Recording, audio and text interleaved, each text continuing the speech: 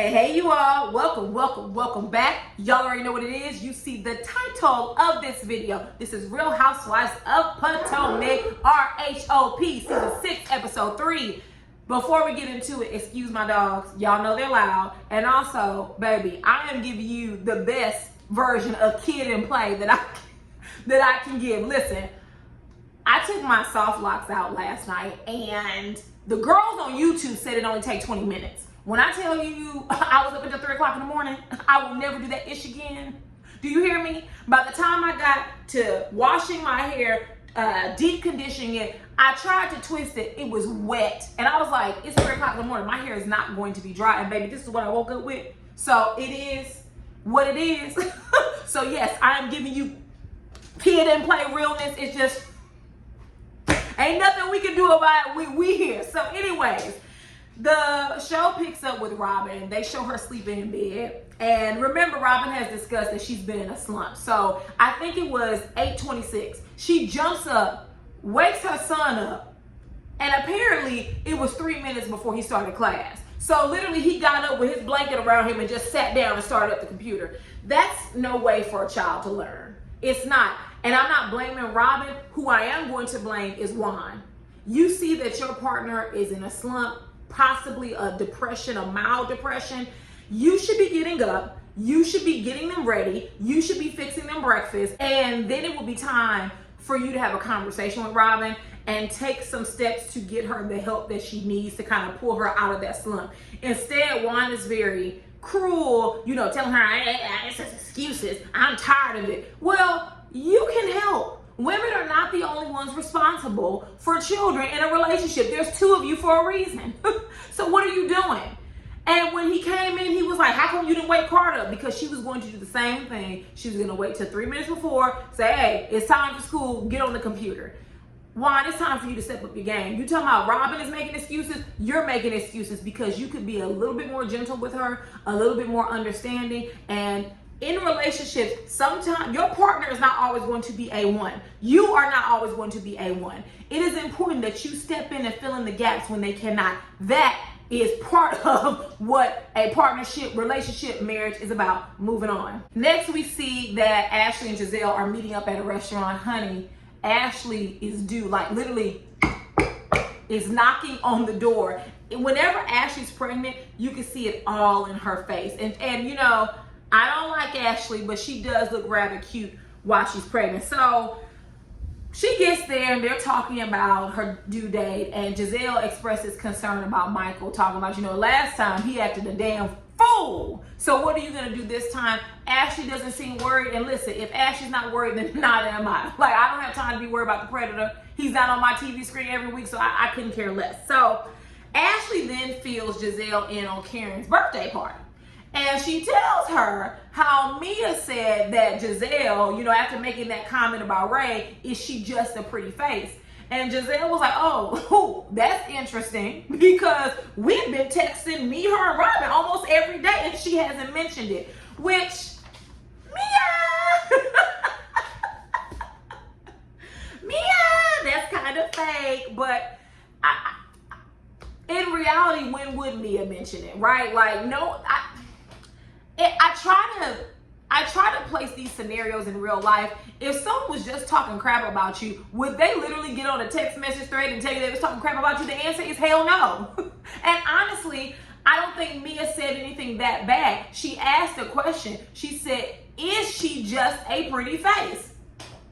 That's a question that for me has been answered, but for Mia, possibly not.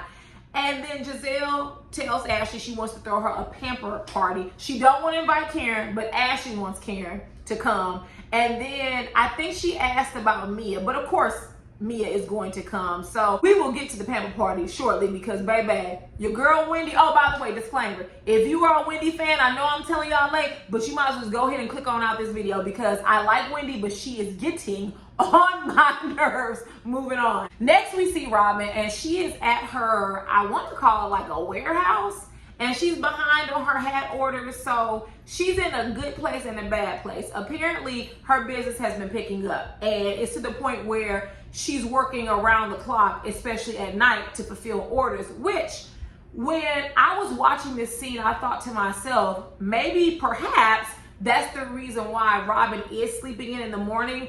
I don't know if she's staying overnight, but she did say that her and some other of her employees come in, or people who are helping her, like Escala, her friend, they come in at night and they do these orders and they're kind of backed up. So that could be contributing to the reason why she sleeps in so late. I mean, not an excuse, but it could be a contributing factor. So Escala, oh my goodness, I'm pronouncing her name wrong and I didn't write down the pronunciation. I apologize in advance. I will make sure I am pronouncing it correctly the next review, but I think her name is Escala.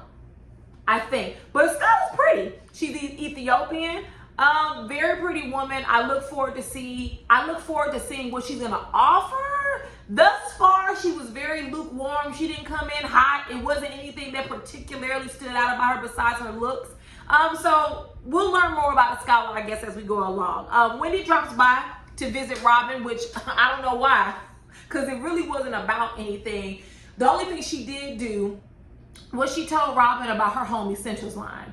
And Robin has the same thought pattern that I have, which is, girl, you're a political commentator, you work at Johns Hopkins University, you have a PhD, right? How does this fit in? And it just seems odd. And there's nothing wrong with it. I just would have never thought that Wendy would have been in the home essential business. Nothing wrong with it. I'm here for it. If you are a part of these shows and you don't make some type of bread or come up off of it, then you the fool, okay? Don't be a charade. Don't be a Sheba charade, okay? You better do something with your 15 minutes of fame that can last you even after you're no longer a part of the show. So, Wendy also tells Robin about the party because, of course, Robin did not come because Juan was not there and because Gizelle did not go. That's the real reason. Juan didn't have to go. Gizelle wasn't going. And she tells her about how the old Wendy would have popped off, but she's the new Wendy. She's Zen Wen. I'm going to tell y'all now, I'm not here for Zen Wen. I feel like Wendy went home and rehearsed these reads. Like, what rhymes with Wen? I'm going to call myself Zen Wen. It doesn't sound authentic. It doesn't sound natural.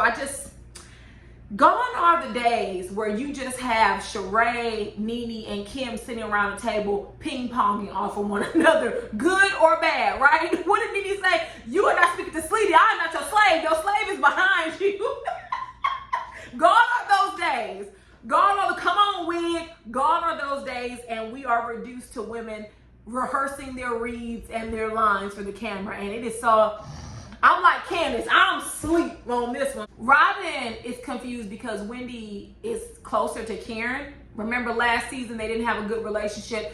I too am confused why Wendy is so close to Karen. I know they hashed it out this season and they showed a brief flashback of that, but I too am confused why Wendy now is so buddy with Karen. But I guess as the season plays out, we'll learn more. Moving on. Really quickly, I want to talk about Mia and her conversation with her husband G about Wendy and Eddie and the party, right? So she tells him about the argument, and G was like, oh no, we didn't hear any of that because we was over there discussing guy things, you know, whatever that is. And Mia says that Eddie acts as if he's scared of Wendy.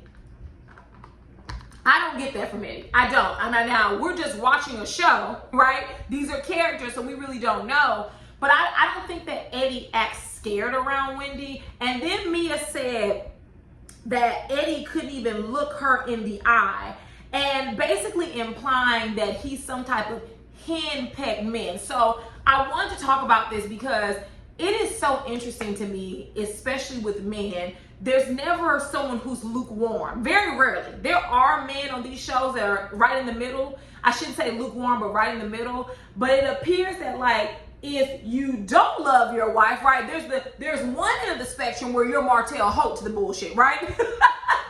Then there's the other end of the spectrum, and it's kind of like what Mia is implying, that, you know, Eddie is henpecked, or he's pee-whooped. And it's like, why can't a man just be happy with his wife without there being an insinuation that he's afraid of her or she's controlling? I'm not saying Wendy isn't, because I don't know that and I haven't seen that yet.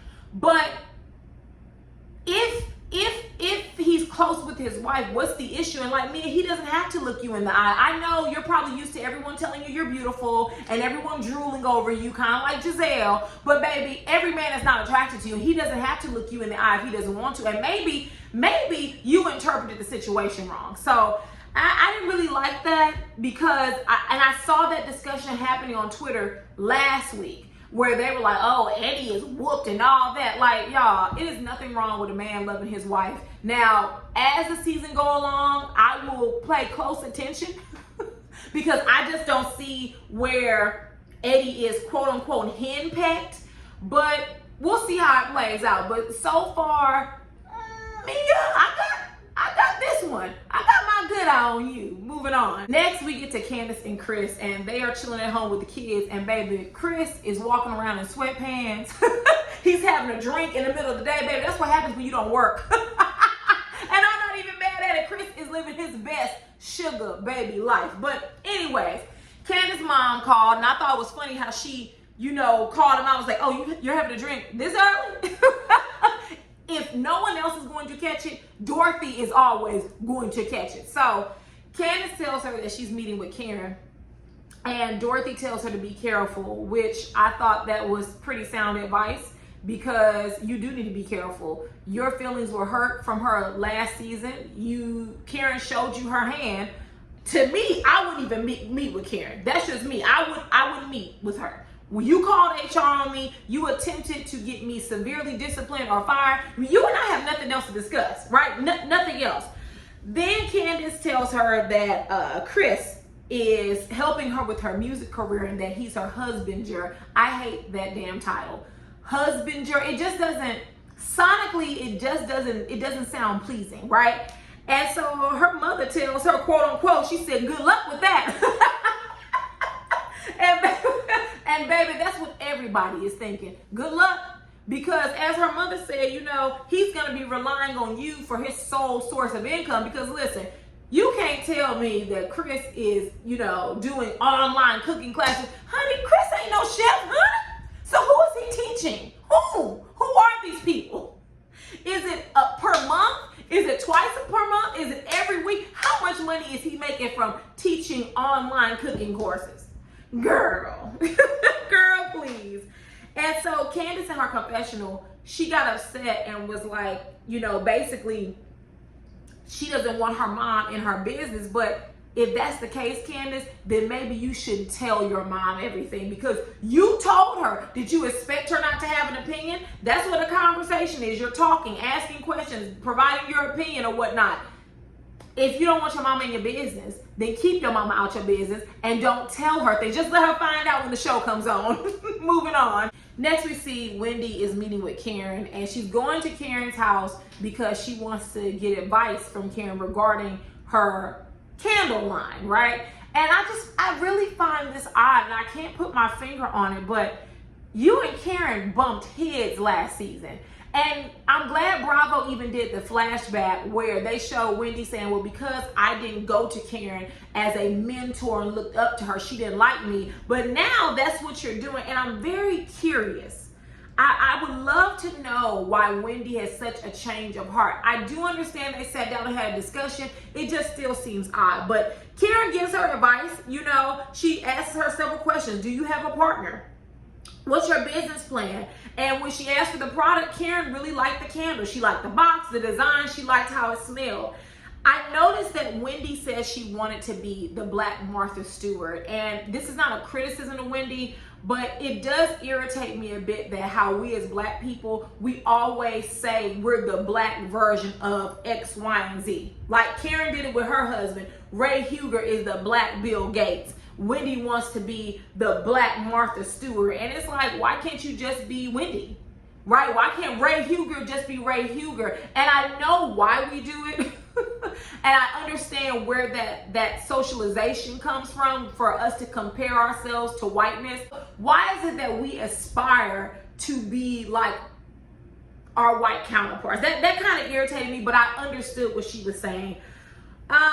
Karen then asked her, she said, why would someone pick up your candle versus someone else's? And that's a great question, right? Because you need to have this. You only have one paragraph of your business plan. you're already over budget, right? So Wendy seems very nervous because she feels stressed out. You're already over budget. You're partnering with your husband. That can't be easy because I know he's going to be managing the pocketbook. But I mean, I think Wendy can do it. I feel like she can be successful. I love candles, so I would be willing to buy one and try it. So good luck to her on that. But sidebar, I thought I liked Wendy's new breasts and her confessional look where she had the blue on with the deep plunge. I didn't like it.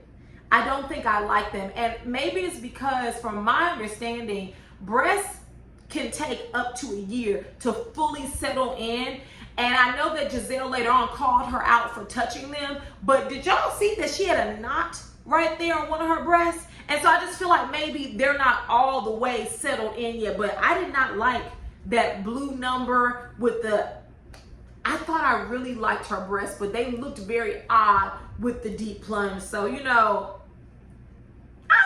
Wendy. Hopefully they settle in, because at first I really liked them, but not so much now. Moving on. Next, we see Mia is talking with her husband about her mom. We're learning pieces about Mia, right? And so we learned that she was once a foster child, or that she is a product of the foster system, and that her mom gave her up.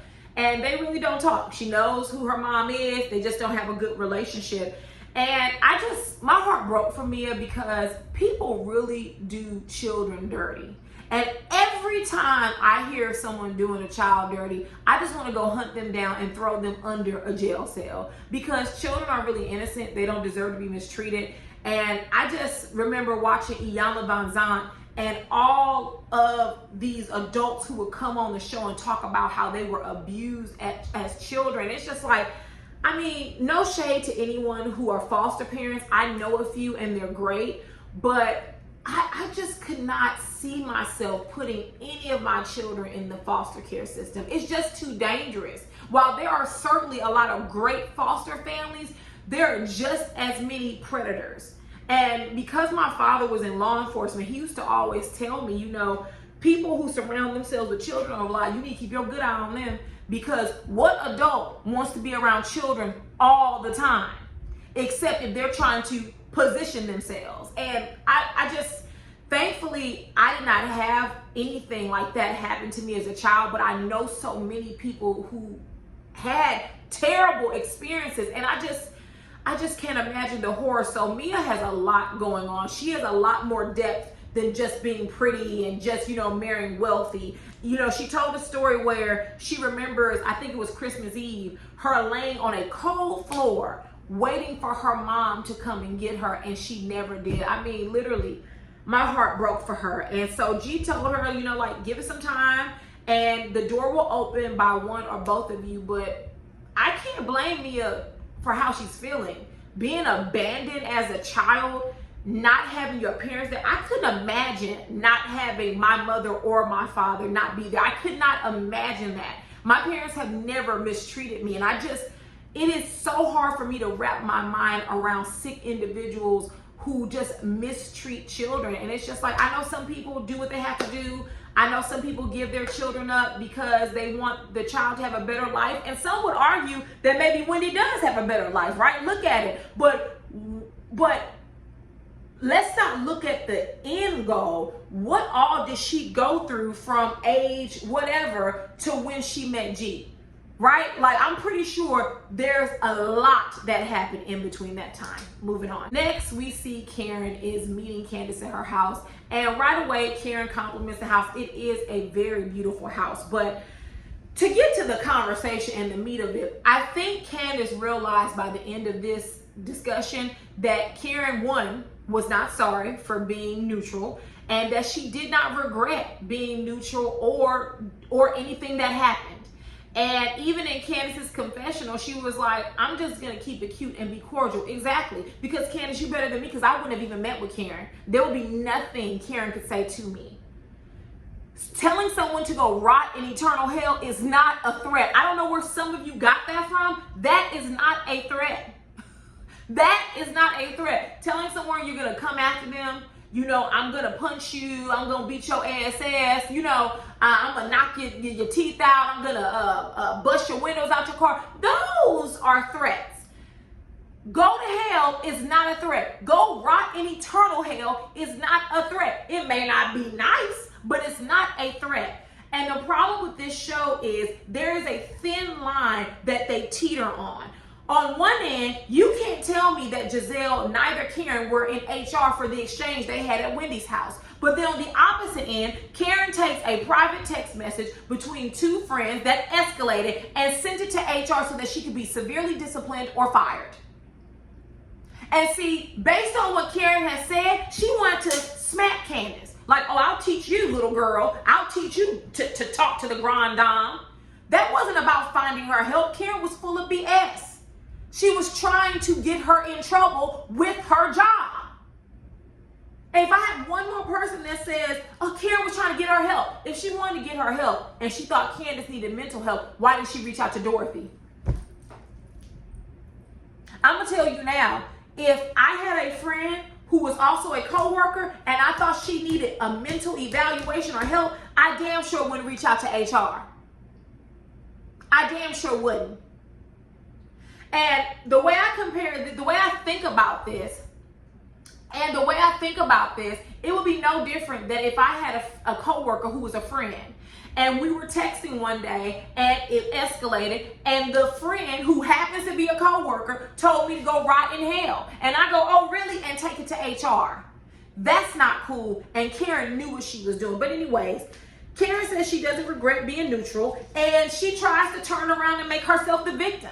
She says, I was emotionally hurt because I was being iced out. All the girls, you know, the group, they really rallied around you. Girl, bye. Girl, bye. Listen. Karen used to be my fave. When she pulled that BS, not so much. And at first, I really did not see that Karen was being neutral because in the scenes that we were shown, Karen had Candace's back. But sure enough, by the reunion, it literally, my eyes were open. Karen did not have Candace's back. She was telling Candace one thing and then telling Monique a different thing. So, Karen, you couldn't have been emotionally hurt. You take on Gizelle every time you see her. You were not emotionally hurt. Karen says that she wouldn't have done anything different, and Candace began to break down in tears. Girl, don't cry. Listen, reason and season. Karen was there for a season. Let her go. As you said, you can be cordial, you can keep it cute, but Karen has already told you how she felt. If she could go back and do it all over again, she would do it the same way. No matter how close you thought you were, you really weren't. I'm actually very proud of Candace because I'm happy she said in her confessional that we're not going to have a friendship. We're just going to keep it cordial. That's all you need to do because guess what, Candace? She's not your friend. She's your coworker. Moving on. Finally, we get to Ashley's pamper party. And when Candace arrived, Gizelle says that everything is yellow because Ashley is our sunshine. I said, girl, that's some bullshit. I said, girl, Ashley in a bit more ray of sunshine than a man on the moon. Don't even lie like that. That little alien causing trouble everywhere she goes. But as all the ladies start to arrive, like Ascala arrives and she brings Ashley a gift. I just feel like Ascala is out of place, right? Because she's Robin's friend, or how they introduced her. Because you, girl, we don't know. Nowadays, we don't know who's friends and who's not. Let them tell it. Because let Portia tell it. She said Fallon was her friend, but she really wasn't her friend. So, girl, Ascala is Robin's friend. Right? I don't know. But it just seems like, I don't know. It just, her placement seems odd. I wish she was introduced to us in a better way than just at the warehouse with Robin. I don't know. It just seems odd. Karen arrives, and baby, every time Karen steps in the room, Gizelle is pressed. Let me tell you something. If I didn't like someone, I'm not going to be staring them down every time they come in the room because Karen is paying her dust, and I am living for it. So as everyone gets there, Gizelle says they have therapists for your feet massage, or you can have a neck and back massage. And I was like, I'm here for it because I love a good massage. I used to hate massages. And then my husband started massaging me. And let me tell you something, I need my back rubbed in order to go to bed now. I'm telling you, it is such a lifesaver. But they decided to play the pregnant belly game, which I thought was the cutest game ever, right? So 2 quick things. One, Karen did give away the year was on the picture, and the photo looked hella old school. And I cried when the other women called her out. And it was like, the photo looks hella old school. That's Karen. But everyone, including Ashley, including Gizelle, everyone looked beautiful in their pictures. I had nothing bad to say about that. But then also, I love, Gizelle, I was here for the inclusivity, because Candace is the only one of their group who hasn't had children yet. And so they had a picture of Candace, and Karen was like, wait a minute. Wait a minute, Candace doesn't have children. And then Candace said, so I was pregnant in this picture, and everyone gasped. Because even I said, oh no, she must have lost her baby. She must have had a miscarriage. But then Candace goes, I was pregnant with possibilities. And I thought that was the perfect way to end the game. So really, really cute game. So Karen, this is where the BS jump off. There's always a point in the party where the BS got to get jumped off. So Karen goes to talk to Mia, and she's talking to her about the party. And Mia was like, listen, Wendy's right here, so why don't we discuss it with her? They're talking about how Mia was using her hands, and her hands was in, Wendy's face. And Candace says, hands and face can come off as a threat. And I'm guessing that Candace feels that way because so many people beat her over the head with that last year. I mean,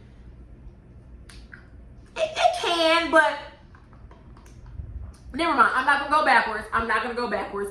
It can or it cannot, but whatever. So Wendy says, no, so let me back up. So Mia was like, well, I'm very expressive. I express myself with my hands, and I talk with my hands. Me as well. I am a hand talker. I always have been. And if you're close to me and we're talking, you might get a little hand. Now, in Mia and Wendy's case, they were going back and forth. So Wendy looks at me and she says, I'm going to let you know right now, don't you ever try me like that again. Pause. Wendy, you are not some tough chick. Please, let's stop it. You're not going to fight someone. You're not going to jump on someone. Even when you told Robin, pass Wendy, we've never met that Wendy that would jump on someone.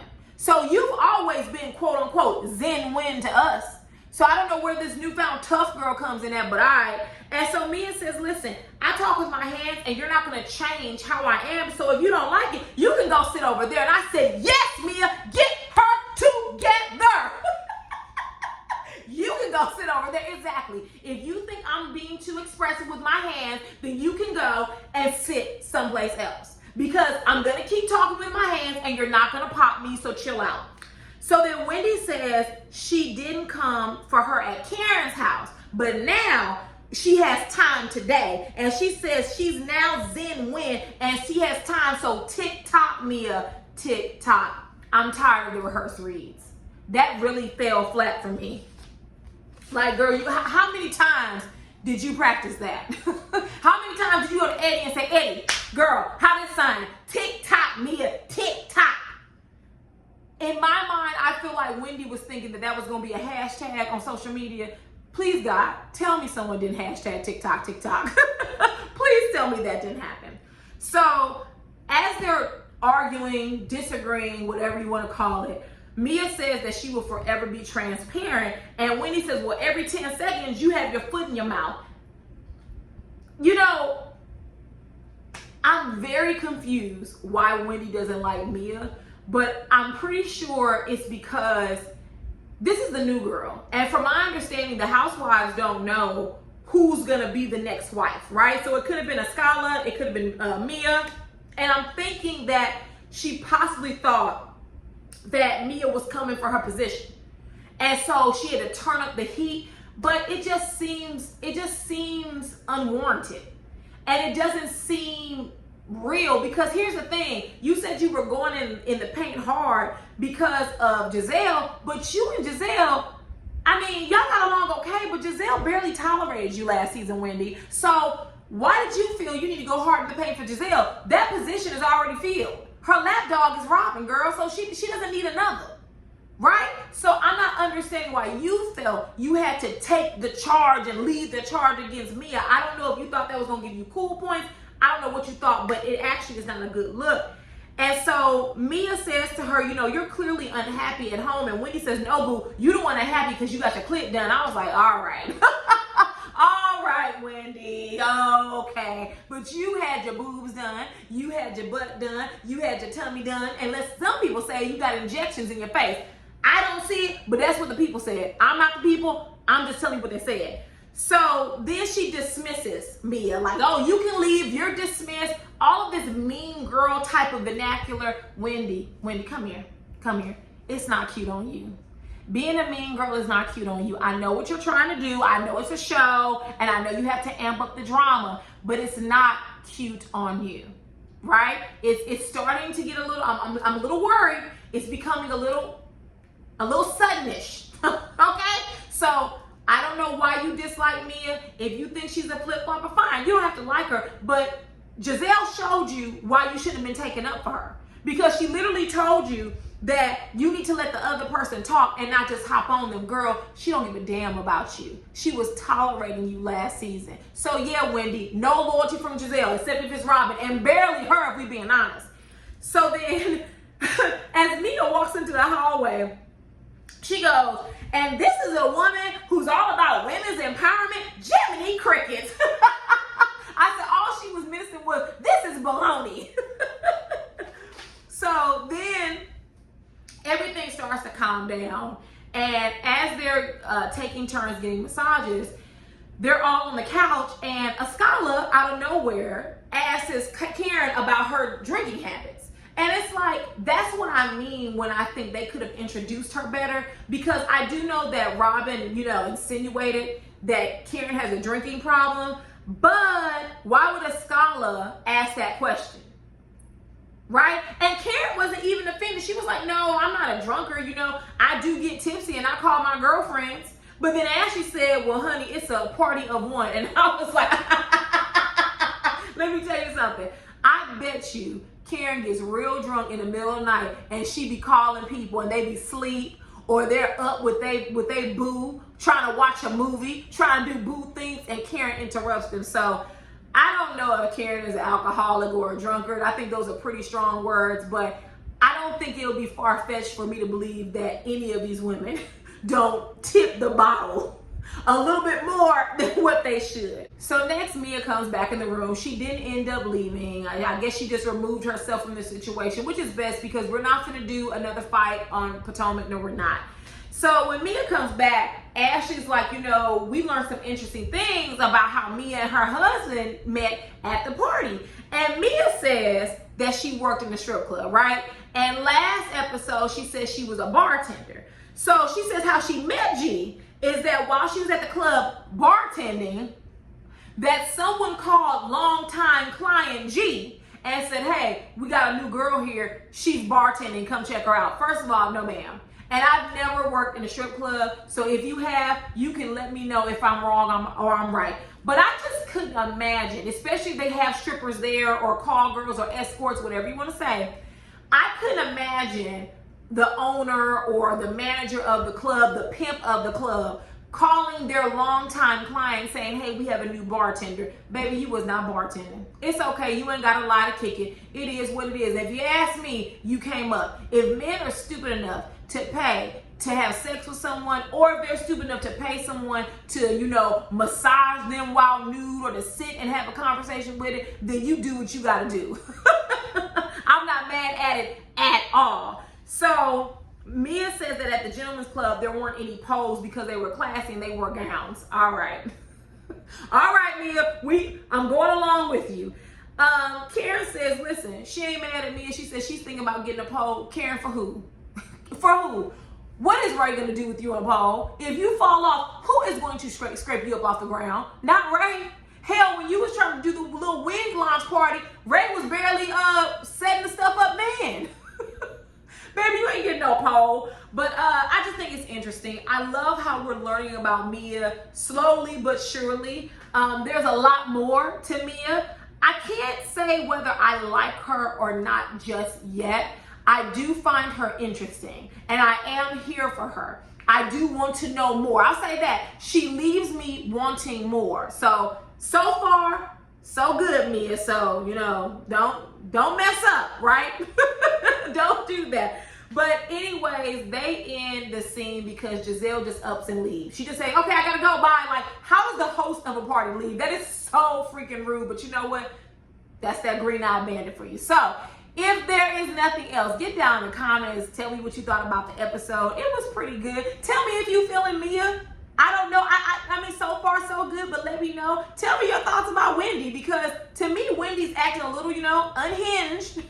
She coming for Mia's neck a little too much. So if there's nothing else, I will see you all later. Mwah. Bye.